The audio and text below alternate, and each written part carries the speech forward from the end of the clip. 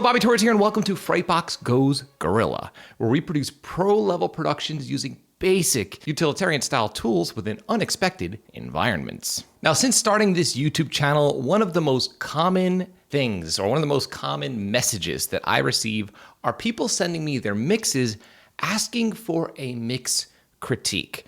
Now, if you're a home studio owner that's looking to produce professional results in your home studio, yes, mixing is extremely important. But the truth is, it all starts with a solid song. And so much of crafting a solid song and a solid production comes down to recording a solid pre-production demo. Now, I received two forms of pushback when I mentioned this to home studio owners. Some people will say to me that, well, I have my own home studio, can't I just record the song as I go along? Well, yes, but often what ends up happening is you end up chasing your tail because you're trying to mix your track before it's actually fully written. And people will send me tracks to critique, and I can clearly hear the song isn't even fully fleshed out, and it's not even fully finished and realized. The other thing I hear all the time, and the other excuse that I hear all the time, is people saying, well, I just don't have the right equipment to record pre-production demos. I get this a lot from bands because I require most bands to have pre-production done before they contact me and book a studio session if I'm not producing the pre-production myself. And people will say, well, I just don't have the money for the gear. My speakers aren't that great. My monitors aren't that great. I don't have great plugins. I'm only using Reaper and stock plugins. I have a cheap interface. Here's the thing. You do not need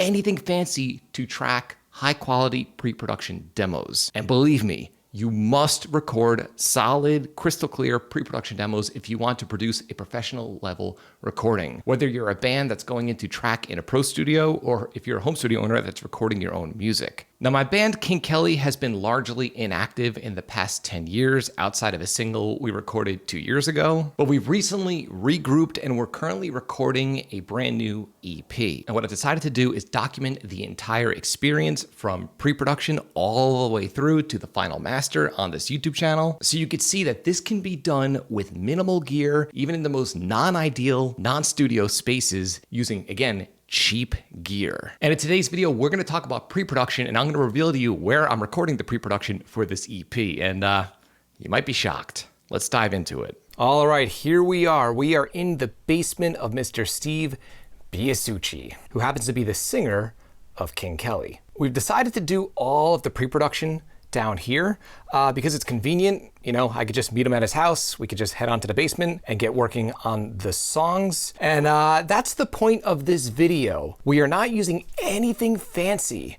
As you can see here, I'm running my 2012 dated MacBook Pro with some cheapo PreSonus Airy speakers into a 2-channel interface that's under $200. It is the Motu M2, which I highly recommend. And all of the vocals are being recorded with an SM58.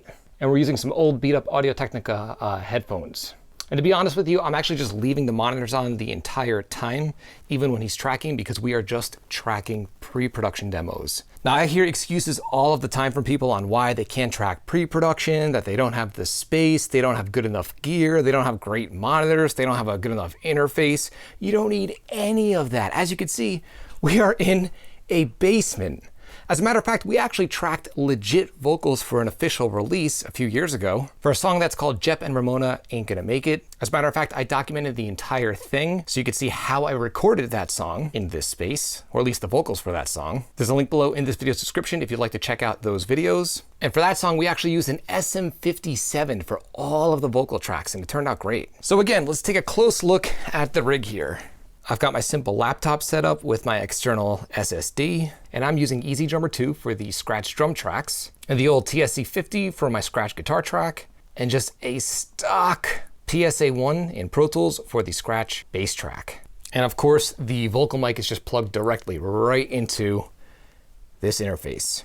And by the way, I've actually tracked final vocals with this interface as well. It's a great interface. I'm not sponsored by Market Unicorn right now, but I highly recommend it nonetheless. As you can see, this setup is not ideal. The speakers are off to the side, but you know what? I don't care. We're just having fun writing, finalizing the pre-pro before we record the production for real. And by the way, the entire production for this EP will be recorded in spaces like this. All of the guitars, even the live drums, bass, and final vocals. All I know is that none of the instruments will be tracked out of my studio. I love tracking in weird, not ideal locations because it's fun. I like the challenge, and you often end up with a unique vibe around the music when producing this way. Let's hear how it's sounding.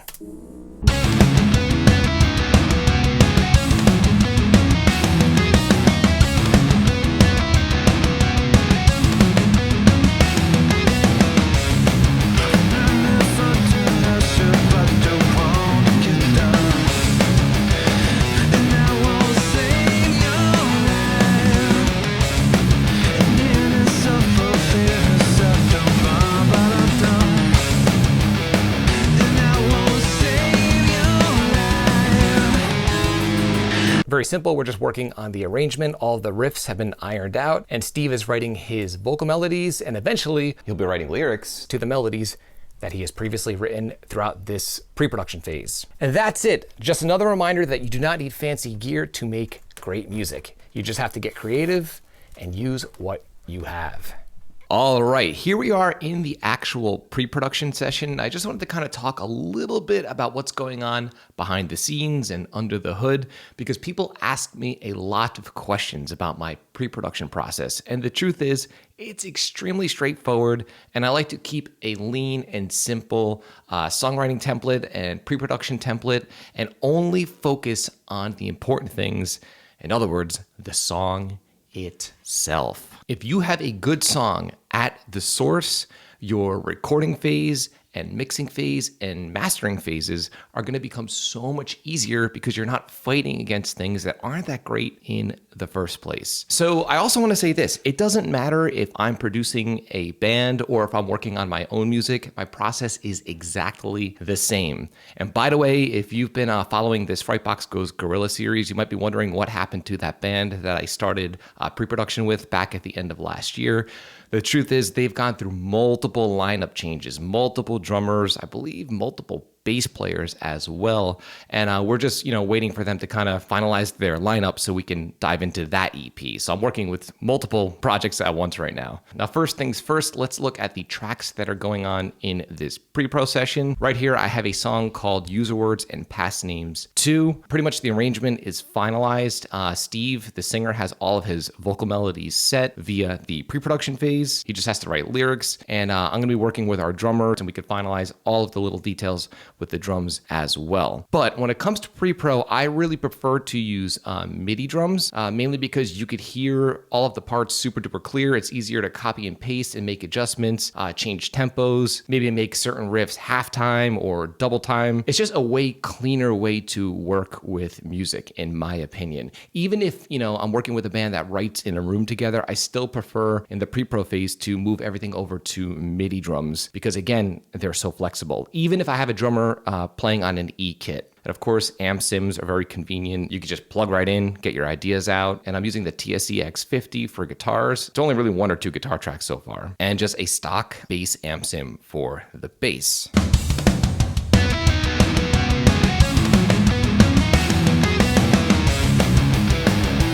So what I like to do is I like to work on the foundation of the song, the arrangement, the riffs, make sure we have something solid to work with before I work with the vocalist. And then once we have that, how the vocalists come in, maybe they might have parts in mind, maybe they might have lyrics. In this particular case, Steve was working on his melodies. He wanted to make sure all of his melodies were strong with the song, and then he will take those melodies and write lyrics after the fact. Once the melodies are set and the hooks are set, the lyric writing phase is pretty straightforward. So if you listen to the melodies themselves,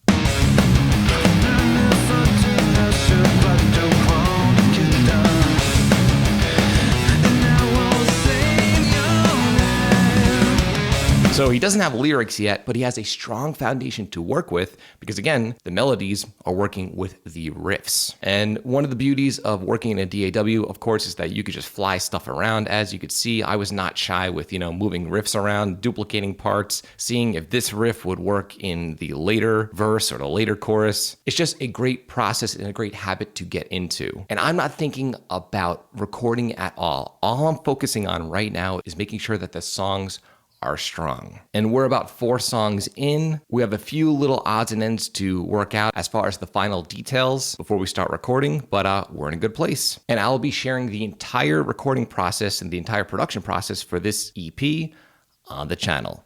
So stay tuned. So as you can see, we're producing the pre-production and finalizing the songs in a basement using a dated 11-year-old laptop, an Easy Drummer, and an SM57 and a cheap interface and cheap monitors. And that's not holding us back, and it shouldn't hold you back. Do not skip on pre-production. Please finalize your songs and finalize your music before you even think about recording it and especially mixing it and mastering it. It's so much easier to record and mix a song that's good in the first place than to make up for a lackluster song and arrangement in the mix. It never works. And you'll often end up chasing your tail. Here's the thing, when it comes to producing pro-level productions in a home studio, there are so many things that we skip over as home studio owners, and I don't want this for you. I want you to produce better results and better music immediately using the gear that you currently have, because I'm willing to bet that the gear that you currently have is more than good enough for producing pro-level results. Now, because of this, I'm offering you direct access for absolutely free right now to my polished production